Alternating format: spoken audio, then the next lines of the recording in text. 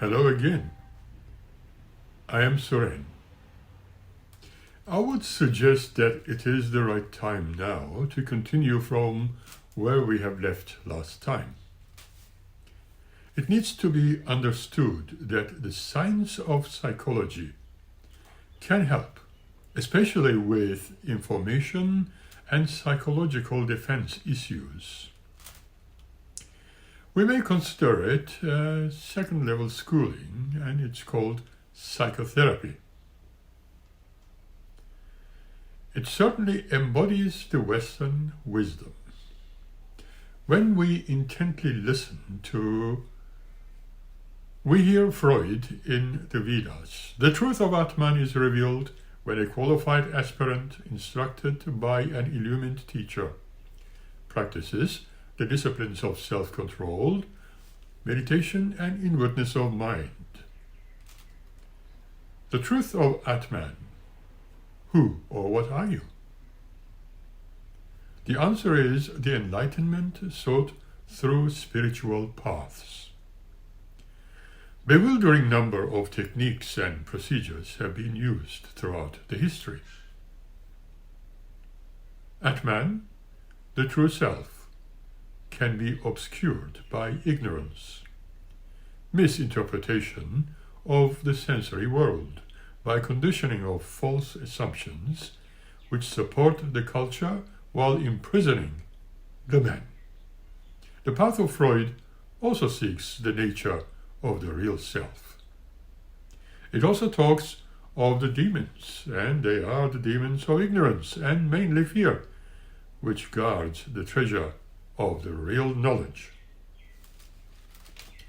The psychoanalysis considers certain illusions, not favorably, as it creates the illness of isolation and the paranoid view.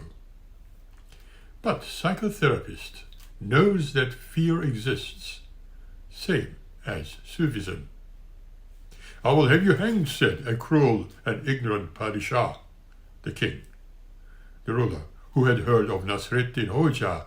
Hoja means mullah, his powers, if you don't prove that you are mystic. "I see strange things," said Nasreddin at once, "a golden bird in the sky and demons under the earth." "How can you see through solid objects? How can you see far into the sky?" "Fear is all you need," writes Shah. Psychotherapy shows the patient his mental state, and in the process, he disidentifies. How can you be your emotion when you can look at it? Something very interesting happens when you observe with interest. Ramana Maharishi prescribed observing until the I was there, while everything had disappeared. Zen and Hasidim hammers at the I. Observation is a strong solvent and can dissolve identity. Who are you? Look and see. If your name changes, do you disappear? The whole objective is to discover a pattern you did not know and thought it was you. An illumined teacher. Wherever you might be, you need someone who knows the way to freedom. The therapist should have traveled the path before you, for he cannot show you what he never has seen and be able to persist. The patient is able to see the same. He must be acquainted with demons also, so that he is not frightened when the patient's demons show themselves. The therapist must practice self-control to avoid feeding the patient with his own demons. It's important to abstain from gratifying the demons. There really is need to teach, cure, and to save. In truth, we all seem to deceive ourselves by taking our identities from the people we are surrounded with instead of observing what we in reality are. Fear and dependency destroy creativity and freedom.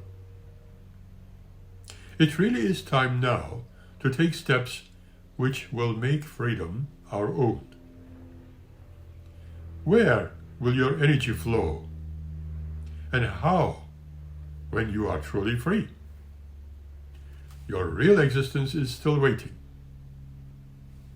The therapist needs to be also open so that the understanding can expand.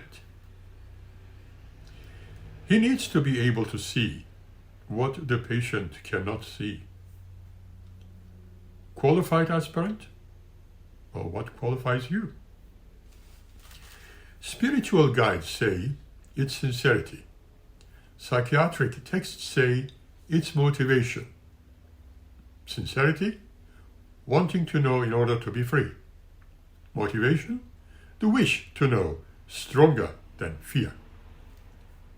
In psychotherapy, there is a war fought against the fear. You can't help me syndrome may set in as your mind tries to run away. Shah says, when you feel least interested in following the way which you just entered, this may be the most appropriate time for you. That's to continue. Courage, trust, humility. These are the priceless qualities in searching for Atman. Who is qualified? Well, in olden days, people sat 7 days before the monastery gates. Just imagine. Self-control. Patient must not run. When he starts seeing monsters and witches rise from darkness, he must stand his ground in order to observe. Anxiety has no room here, and observation needs to be performed in stillness. Just sit, the Zen master instructs. Then what? Asked the student. Just sit. Meditation. Just sit. Become the witness, or call it free association. Let go interpretation, analysis by intellect, allow the stream to be itself and watch. Here is your fear. Here is your desire. Here, your concept, and you are not one of them. In psychotherapy, patient and the therapist together watch the mental stream flow by. They learn disidentification. They are so intent, they don't turn or glance ahead, and the road leads to two mirrors standing face to face. And they lead to a stunning fall into infinite space, shattering theories and pretensions. The patient learns to identify with the observing ego of the analyst. Show me your true self. Pursue the observing ego, and it steps behind you, hiding, and you cannot find it. How can one tell about things one doesn't know anything of? What can I do? Be still. Watch. Listen. There is no sudden transformation, yet all is in a moment. Growth needs time. Inwardness of mind. The patient journeys inward to discover his own true self. Inward into the ego, into the I, to understand how he created his own world. Therapist needs to be inward also, listening to his inner being. In normal existence, the intellect sits like a lid, covering the interior force as its duty. However, our intellects are tools for a certain function, and marvelous in usage. There are a number of techniques like deep breathing, relaxation, free association, psychosynthesis, gestalt, Reichian can be utilized to provide access to the interior. Inward journey is a journey, for the path is long, and intellect does not resign, and must serve our needs only.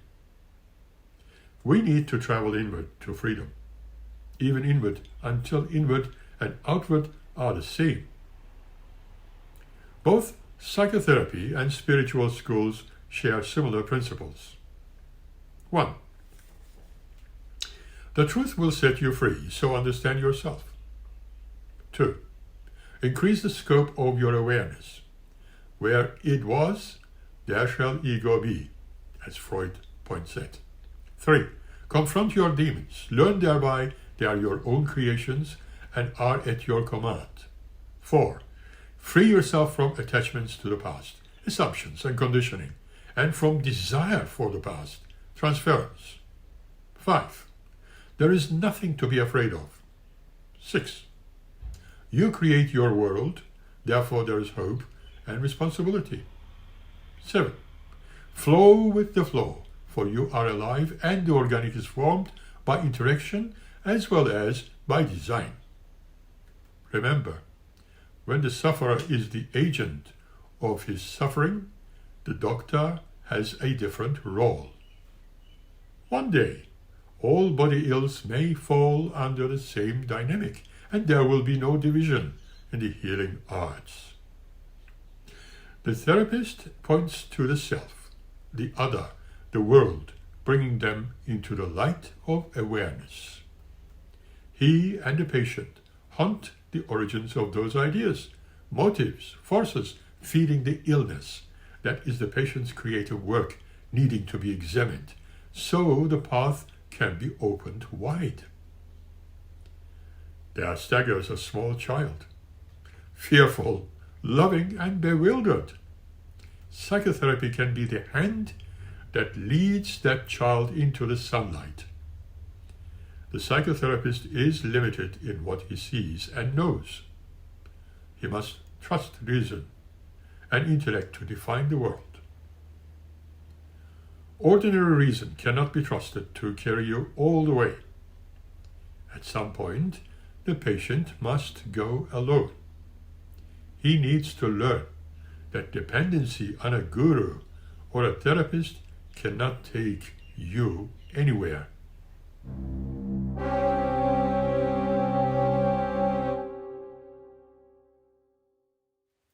Here are a further considerations.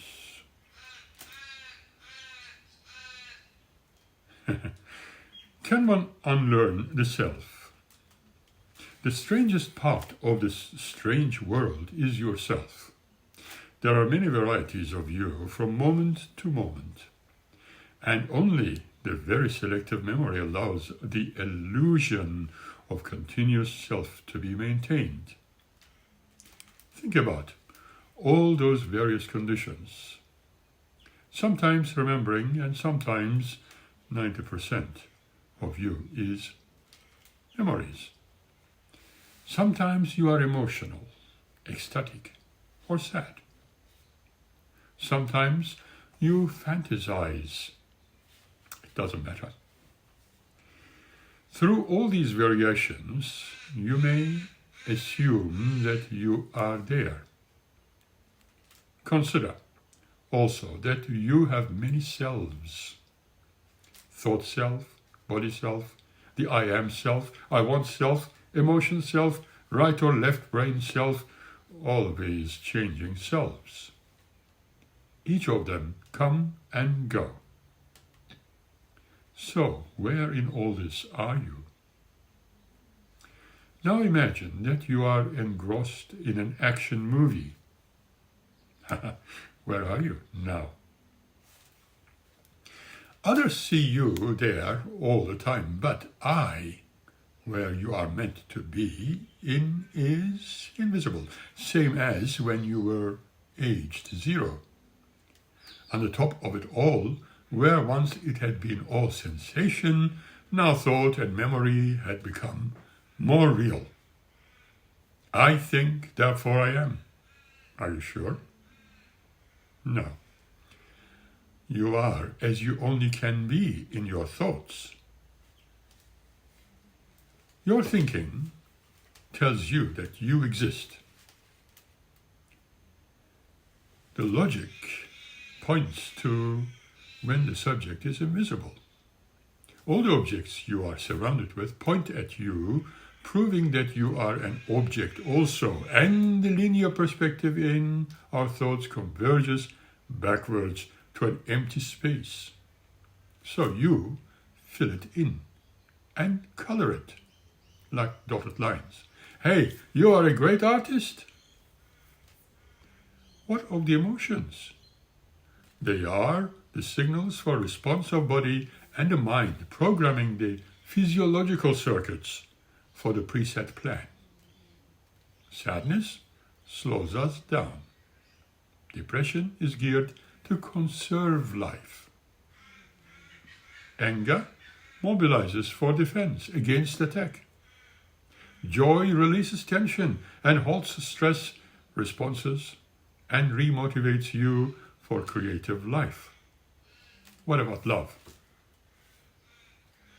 Love opens you, decreasing barriers to union, relaxing muscles, eyes and mind, permitting a flow of energy outward and inward for nurturing of growth and creation.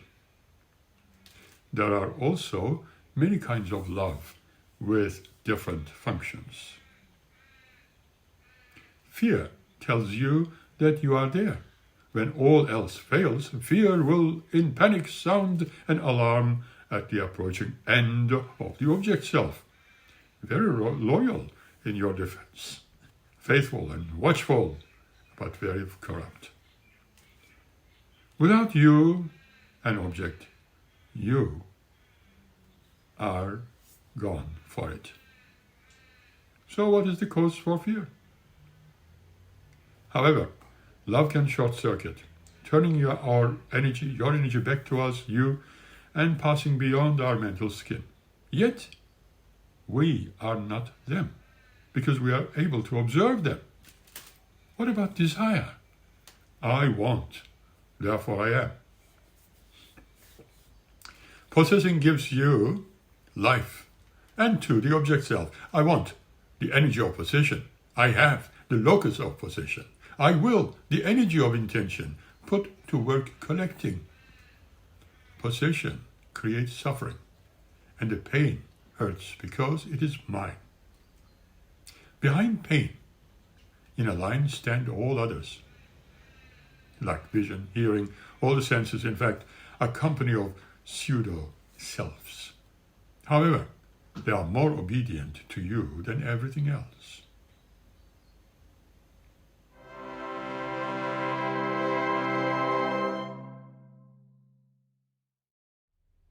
And with that, I shall finish today's session until we meet again. In the meantime, smile and be happy.